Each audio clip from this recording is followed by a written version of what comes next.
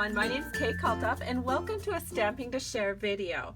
There's only 3 days left in Sale-a-bration, and so this will be my last video that features a Sale-a-bration item from 2016. And this is the card we're going to create, and the Sale-a-bration item that we're using is the Botanical Gardens Vellum 6x6 paper stack. And it looks like this. There's lots of different designs, and what's so nice about it is that it coordinates with our Botanical Gardens Designer Series paper, which you can see on this card. The Botanical Gardens Designer Series paper is found in the Occasions catalog, and I discovered that it goes really well with the Remarkable You stamp set. This is in our regular catalog, our 2015-16 annual catalog. And so I thought I would share a card with you that uses these items for my very last share for Sale-a-bration 2016.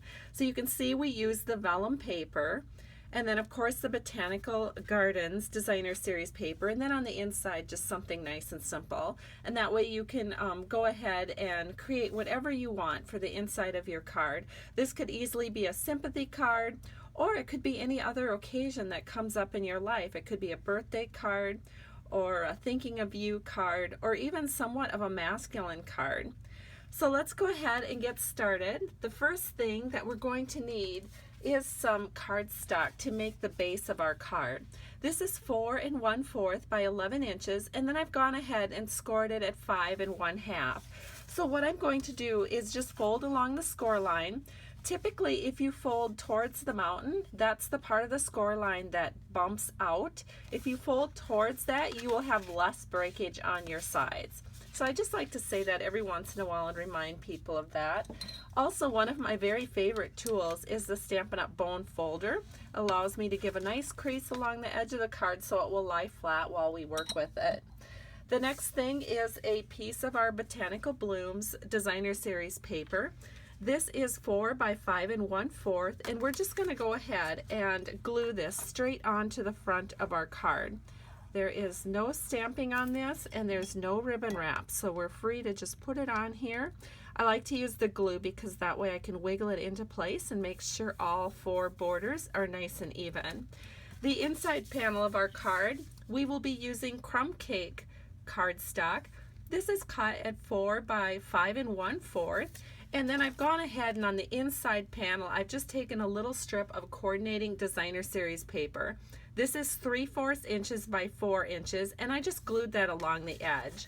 And so we'll go ahead and we'll just glue this into our card. You really only need adhesive at the top of your inside panel. It gives it a little bit more of a loose and flowing look, which I think is a little bit more elegant. You'll notice that all of your wedding cards and things like that are nice, loose, and flowing, and extremely elegant, as will this card be. And so now the thing that we need to do next is a little stamping. So I have a 3 by 3 inch square of the Sale-a-bration vellum paper that's called Botanical Gardens. Actually, it even coordinates with our Botanical Gardens Designer Series paper. So there is a coordinating paper in here, this piece of black right here, and also this mossy meadow paper that actually coordinates with it. So you could even line it up so that the papers, look how cool that is, so that side by side you can see them, the vellum and the coordinating paper. I love that about Stampin' Up! I love all of their coordinating papers and colors and ink pads. Now this is going to be adhered right here, but before we do that, we want to go ahead and we want to do a little stamping. So I've gone ahead and I've put this particular flower, I think it's a dogwood flower, not sure. It's definitely not something we have in Minnesota, or at least not that I've seen. But it is a beautiful flower, and I think it goes well with this bird of paradise that is featured on the Designer Series paper.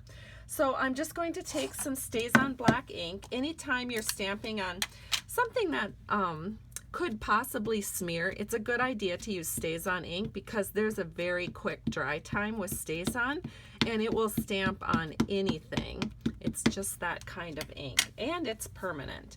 So we're just going to set this here. We're going to stamp this right like so.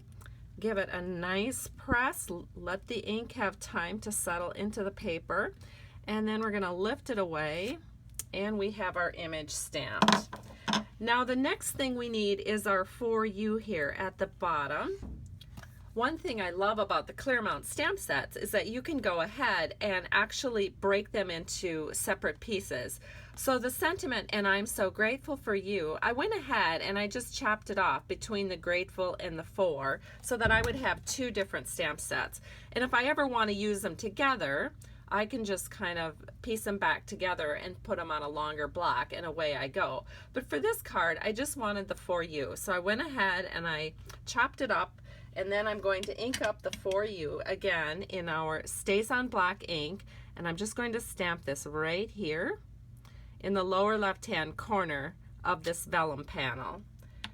And now to make sure that our vellum panel, which is going to go right here, can be adhered without seeing where you're adhering it, we are going to add some neutral candy dots along the edges. And so this is what the neutral candy dots look like. They coordinate with our color families and Stampin' Up! So you have all different colors here. And what I'm going to do is I have one package already opened, and I'm going to use the black ones. To get them off the packaging, I like to take my paper piercing tool, and I'm just going to slide it underneath the dot, and then we're going to put it here, and we're just going to make a little row of 3 of them, like so. And then we're going to put one up here as well, because we need that for stability. And actually that looks really nice. So now we can flip it over, and we're just going to take glue dots and put them right where our candy dots are. So the candy dots will actually be hiding the glue dots.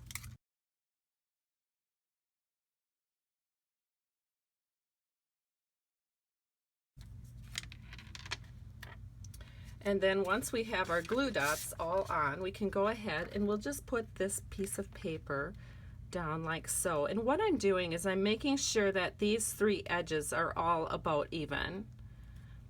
And set it down, and our card is complete. So here's the card I've done for you, and here is the card I started with in advance. So I truly hope you've enjoyed this tutorial. Thank you so much for stopping by today at Stamping to Share. If you need a demonstrator and would like to take advantage of Sale-a-bration, you still have 3 days left in 2016 to do that.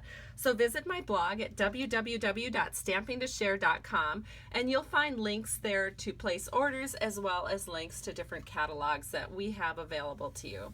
Have a great day. I truly appreciate you. Bye-bye.